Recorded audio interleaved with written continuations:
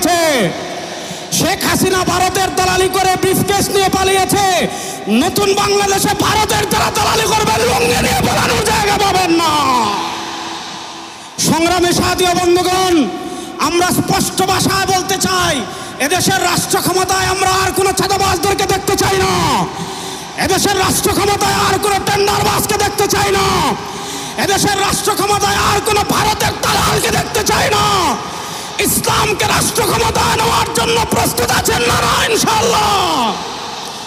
ইসলামী আন্দোলনের মোহতারাম আমির পীর সাহেব চরমোনাই ঘোষণা দিয়েছেন, ইসলাম দেশ ও মানবতার পক্ষে এবার ভোটের বাক্স একটা হবে ইনশাআল্লাহ।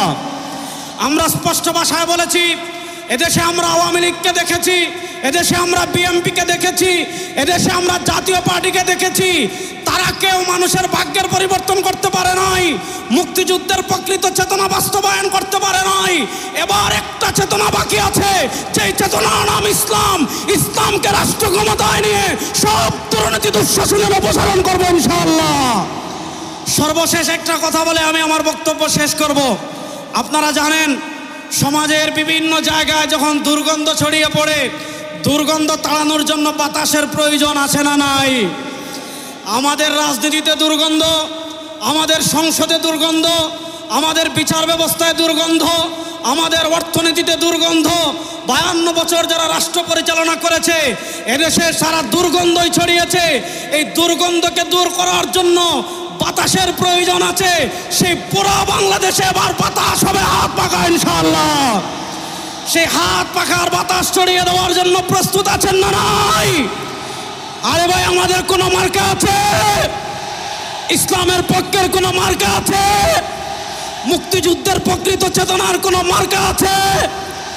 ভারতীয় আধিপত্যবাদ মোকাবেলার কোনো মার্কা আছে? ওরে কোন মার্কা? সবাই বলো, এবার যাবে সারা বাংলায় পীর সাহেব চরমোনাই, শাখা চরমোনাই, নারে তাকবীর। আমরা একদল খুনিকে তাড়িয়েছি, তাড়ানোর 9 মাস হয় নাই আর একদল খুনি বাংলাদেশে তৈরি হয়ে গিয়েছে। আমরা একদল চাঁদাবাজকে তাড়িয়েছি, বাংলাদেশে আরেকদল চাঁদাবাজ তৈরি হয়ে গিয়েছে। আমরা একদল দুর্নীতিবাজকে তাড়িয়েছি, বাংলাদেশে আরেকদল দুর্নীতিবাজ তৈরি হয়ে গিয়েছে। আমরা একদল টেন্ডারবাজকে তাড়িয়েছি, বাংলাদেশে